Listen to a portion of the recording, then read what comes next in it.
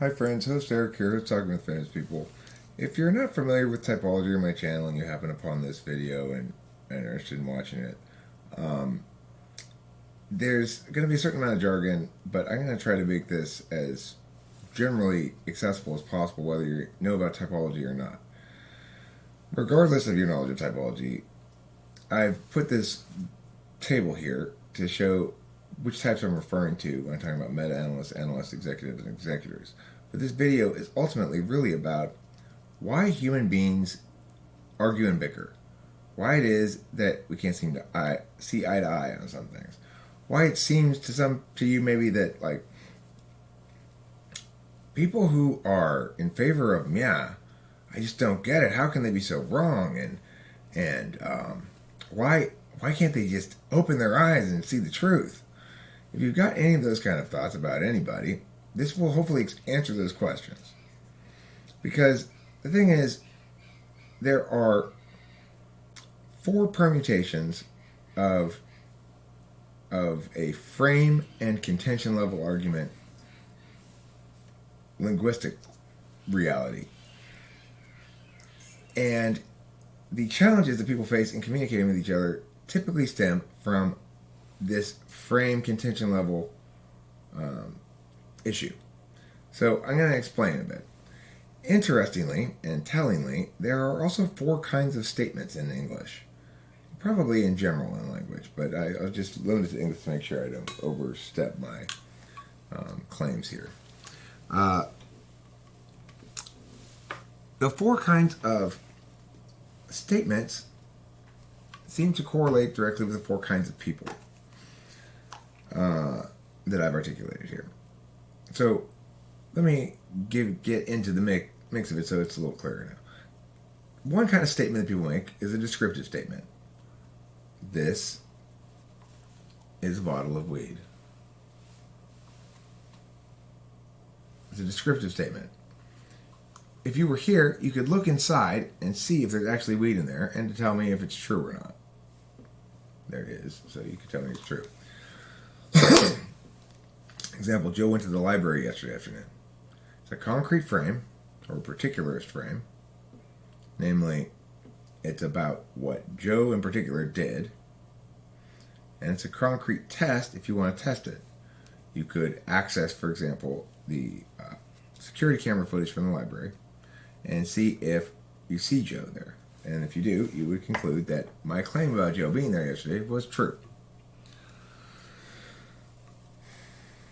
The next kind of claim that people make is predictive.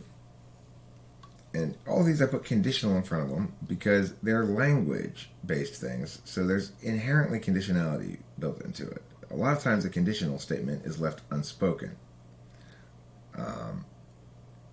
So the real meaning of any descriptive statement, the illocutionary meaning or the communicative intent of it is to say to you, if you evaluate data, objective data that's available to all of us to evaluate independently, that data as you evaluate it will not prove exclusive of my claim.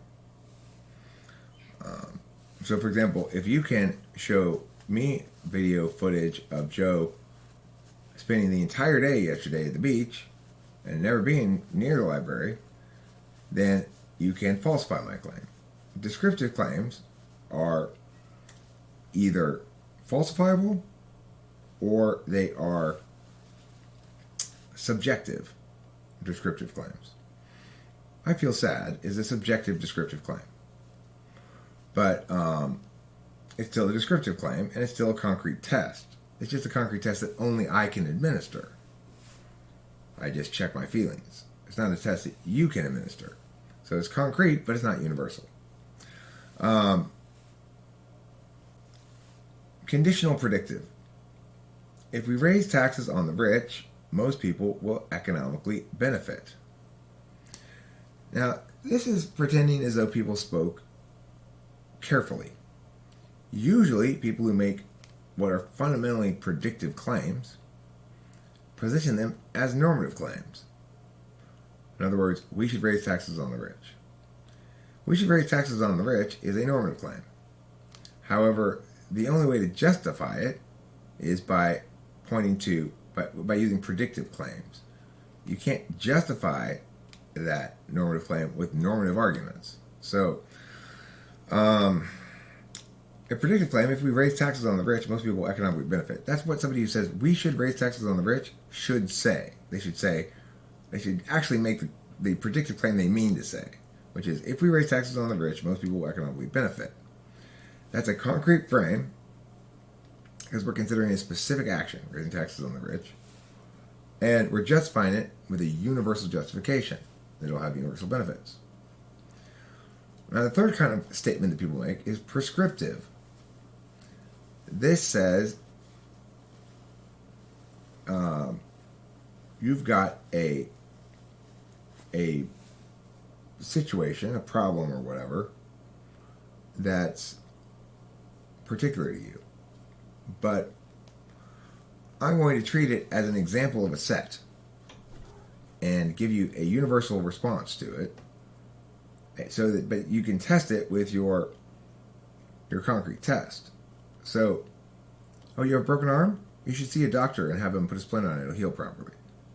That's because universally it is the case that when one has a broken arm, one ought to do meow. However, the only reason you ought to do meow is because you do have a broken arm. Okay? So, this is different than predictive. Prescriptive says you should go to see a doctor about the broken arm. The implied conditional is if you want it to heal properly. Predictive would be if you go to the doctor, that arm will heal properly.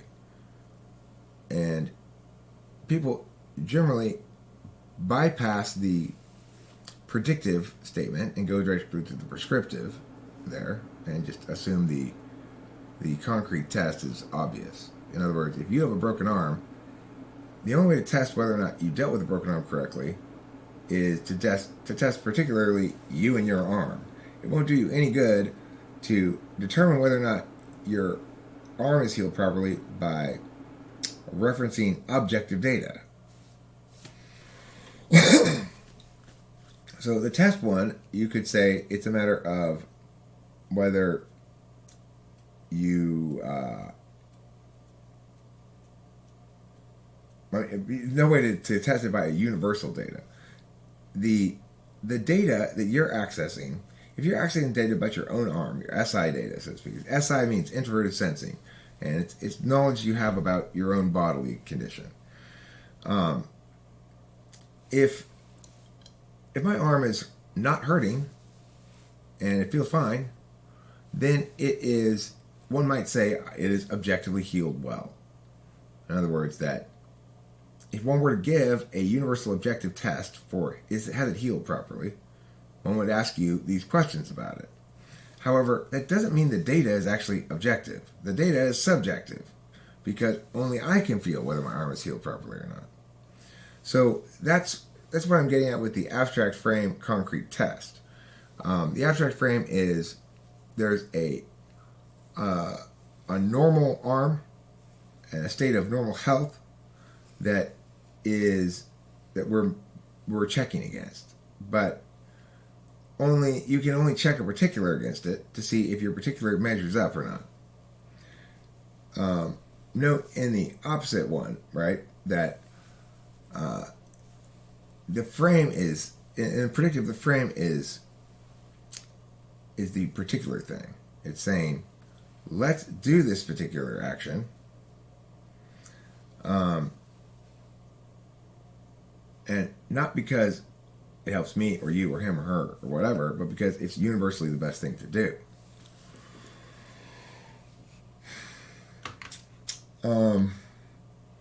So the last one is conditional normative, and this is abstract frame, abstract test. The meta-analysts. So this is meta-analysts.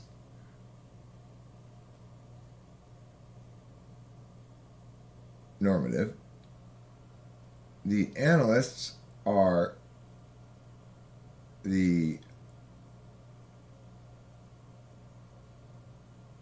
predictive. The executives are the prescriptive, and the executors are descriptive. In other words, executors are concrete. Executives are abstract concrete. Analysts are concrete abstract. And meta-analysts are abstract. So an example of a normative statement is states, nation states, ought to eliminate their nuclear arsenals. It's an abstract frame. Namely, we're not saying any particular action ought to be taken. There's no it's conditional only in the sense that the unstated conditionality here is states ought to eliminate their nuclear arsenals if they want to do what's right.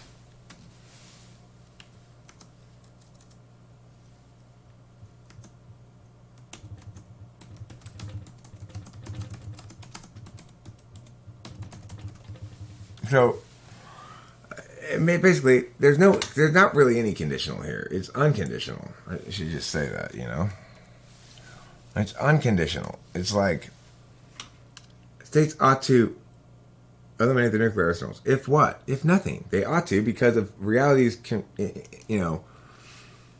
implicit in the nature of things. So the thing is, this is an odd kind of normative statement because at least it has an agent. A clearer kind of normative statement might be something like lying is always wrong, or you can't justify the ends with the means. The means with the ends. You can't justify the means with the ends. So those are normative kind of statements. They're universal in their frame and they're universal in their test, which is to say, we test it by saying, if this is a universal rule, does it produce intuitively? Does it justify behavior that intuitively shocks the conscience? So now to explain a little further, hopefully that should be clear enough. But this is the key thing here, is where it really comes together, is in the metaframes. So there are two metaframes in all speech acts: the illocutionary and the locutionary. The illocutionary metaframe is kind of why you say something. So if I say to you, do you like my hat? You could say the obvious illocutionary frame is that I want you to like my hat, and I'm seeking your approval for my hat, and stuff like that. The locutionary frame simply says, it doesn't presume anything about a question. It just goes, well, the question expresses what it means on the locutionary frame. Do I like the hat? What data do I access to answer this question? My internal subjective data. Do I like it? Yeah, I like it. And then I say yes or no. So illocutionary refers to the way a given speech act serves the identity of the speaker. And locutionary refers to the words spoken and the meanings thereof as detached from the speaker. Particularism in communication emerges from the locutionary metaframe. You just want to be right is an example of presuming the primacy of the illocutionary metaframe. Executors and analysts reflexively test against particular interests. Therefore, they assume that behind every speech act is a real and unspoken motivation that ultimately subsumes what the words that are said actually mean. In contrast, universalism in communication emerges from the locutionary metaframe. Is your position mya or mya? It can't be both. Is an example of presuming the primacy of the locutionary metaframe. Meta-analysts and executives reflexively test against defensibility, and as such comprises the reflexively disinterested calculation implicit to using universalism as a metric.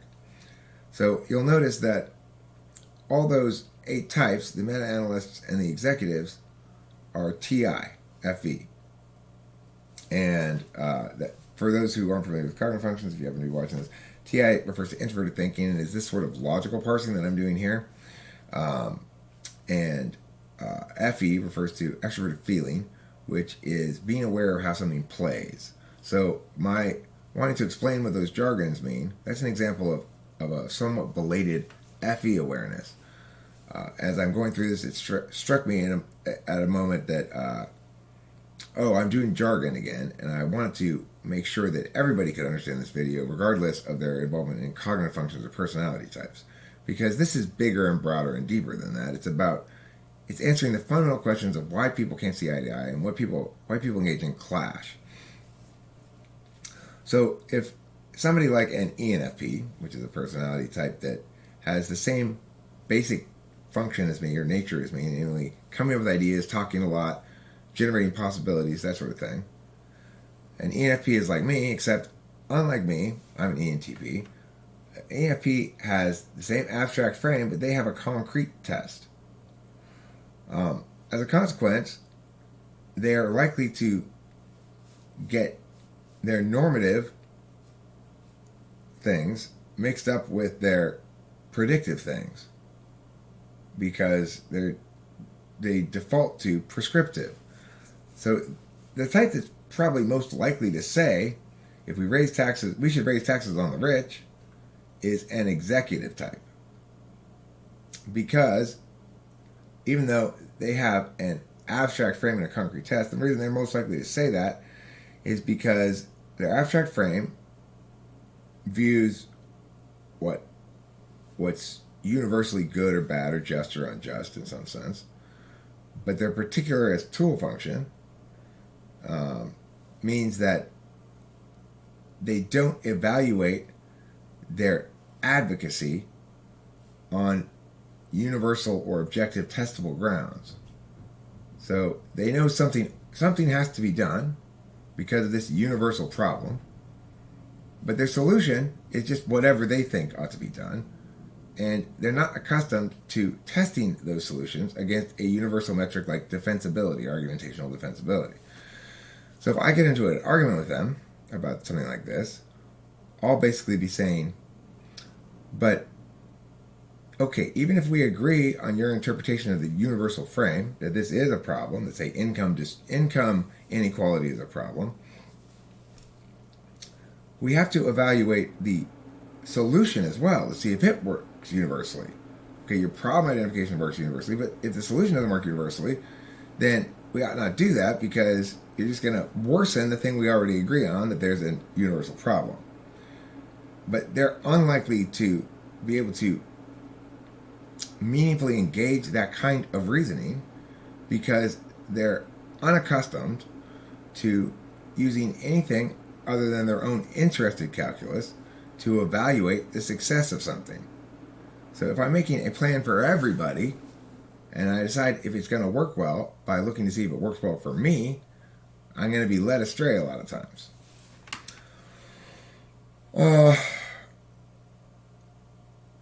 So as a meta-analyst, I believe communication is always sort of serves the external worlds, the external metaphysical plane, where people say things, they're out there for everybody to read, and then that impacts people's perceptions accordingly or not, and so forth.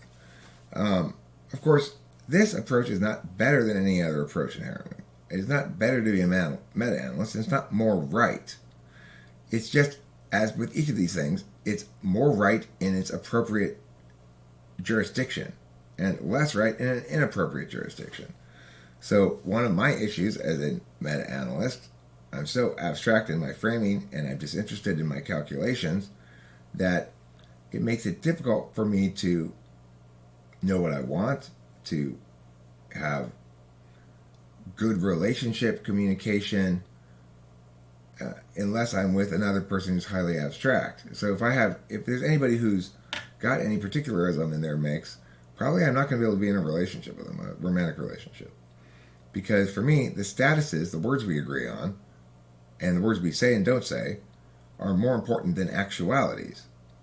So kind of a weird kind of example of this would be like, I don't care if you eat the food I make you. I don't care even if you like it. I just need you to indicate to me all the appropriate words that you appreciate the effort I put into it, and that, in fact, my having made this for you in and of itself is more valuable than any quality that could be attained by the food itself, and that the act of cooking is what you appreciate regardless of the quality of the food that I make. You know that I'll be somewhat hit and miss and you're very mistake tolerant. And as long as we agree with all this language, then I'll be happy. That's meta-analysm. And meta-analysm is a weird word. Meta-analysm it should be meta-analysis, but I like meta-analysm better. Is always preferring the map over the territory. And always defaulting to the map. Like, a meta-analyst would be on dry land going like this. Going, it feels great to swim. What are you talking about? You're lying in the sand. No, I'm not. Look at the map. It's a lake right here. That's a meta-analyst. They always prefer the map over the territory. So, every approach has an appropriate venue and appropriate context. No approach is inherently superior to any other. But the thing is, for this kind of talk, what we're doing here, what I do all the time, because I am a meta-analyst, the proper way to evaluate it is the meta-analyst way. Now, obviously, for me then, my personal experience is most shit needs to be evaluated by the meta-analyst approach. That's because most shit I talk about does need to be evaluated by the meta-analyst approach. And most of the ways in which I talk are validated or invalidated within the meta-analyst frame. So, but people want to disagree with me about politics, for example. That's an area where the meta-analyst frame should be used because we're talking about universals. We're going to make a universal rule that applies to everybody, and we're going to judge whether it's a good idea or not based on whether it validates against universal metrics, either measured or absolute. Measured being prescriptive, absolute being normative. And when we disagree on politics or disagree about anything else, a lot of times it's because the other party will not accept my disinterested nature. They want to collapse what I'm saying to an illocutionary matter, such as you always want to be right, Eric, or you're getting butthurt, or you're just too biased in this circumstance, or whatever. Those things are not true for me. I'm not too biased to make an objective evaluation of the thing. Pretty much ever. When I am too biased, quote unquote, what that means simply is I know when my feelings are in the mix, when I don't want to have to justify anything. So when my ex used to try to rewrite my family history to make it so that my parents were actually awful like hers and were mean to each other, even though they weren't at all, I would just say, you better fucking stop that, and I wouldn't justify my insistence on that. And I realized then that's what it means to have an interested calculus. My words don't matter. I don't like what you're doing, you better fucking stop it. That's something I don't experience very often. It was eye-opening because I actually realized in that instance, I should not use a universal test here. And I shouldn't use a universal frame either. The frame is, I don't like it when you talk about my parents like that. The test is, I don't like it. I can feel that I don't like it. It makes me upset. Don't do it. That's this. Descriptive. Concrete frame. I don't like how I feel. Concrete frame. You're attacking me specifically, or my family. Concrete test. I don't like how I feel. An absolute, certainly objective answer, which is, you better stop that, but only justifiable by subjective means. You can't access any of the data that I have, my memories of my family or my feelings about it, to understand that I'm right or something. Instead, it's not about me being right or wrong about my interpretation. It's about me having ownership of my interpretation and not allowing you to change to rewrite it. So that's a very interesting calculus. It took me way too long to get to that point. I did try to justify shit I shouldn't have tried to justify way too many times because I kept defaulting back to my reflexive nature, which is universality. I can only be right if what I say is defensible. But, that's silly. It's like, even though I am, the reason I'm so consistently most correct about politics and stuff is the same reason why I'm consistently so remedial in self-defense in some sense. Like, like that last relationship I was in there for 2.5 years and being sort of continually subject to ontological attack, having my boundaries crossed, my emotional boundaries crossed all the time. But that's a particular or interested calculus. It's not the sort of calculus I make. And so I just endured a lot of torture for a long time because of my nature. It made me inherently bad at a certain forum of understanding or decision making. The reason human beings clash so much over public matters, public policy, politics, is because a stark minority of the population, 4 of the least common types of all, comprise the proper frame metric combo for the jurisdictional area. Namely, public policy ought to be determined via universalist frames and universalist tests. But the vast majority of the population has particularism in either one of those areas. So I would guess that the meta-analysts comprise no more than about 6 or 7% of the population all combined. And that means 93, 94% of the population has particularism in one of those two areas. This is why, even though the Constitution was written by meta-analysts and it was structured for the purpose of constraint rather than empowerment, and even though the judicial system is very much attractive to and tends to reward meta-analysts because it's the appropriate venue for meta-analysm, despite all of that, the stacked against the particularist that we have in place in all the protocols and stuff, this very genius work of the American framers of the Constitution, the courts have consistently made these frame mistakes and said, oh, the job of the courts, the job of the judiciary is to balance competing interests. That's a abstract frame and a concrete test. That's absolutely not the job of the courts. The job of the courts is normative. But the this is why we argue, because I'm able to. I necessarily will. Forget able to. That implies a normative advantage. I necessarily will point out that because of the nature of government and groups and so forth, we have to be first and foremost answering the normative questions. If something's not normatively okay, it can't be justified through some utilitarian calculus. It just can't. And when we try to do that, we end up with situations like we have now where Trump murders an Iranian general, assassinates him, and it's attempted to be justified after the fact by saying, well, he was a bad person.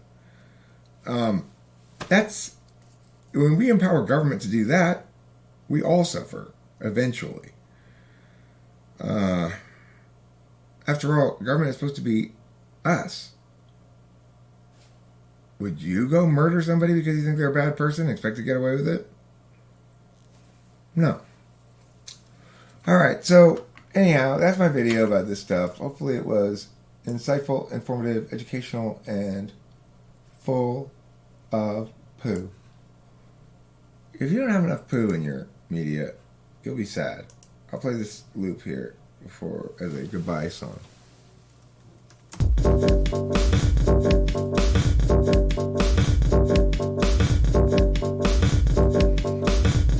That's the loop, Eric? No, that's not the loop, silly. That's silly. Now you're just being silly. Here.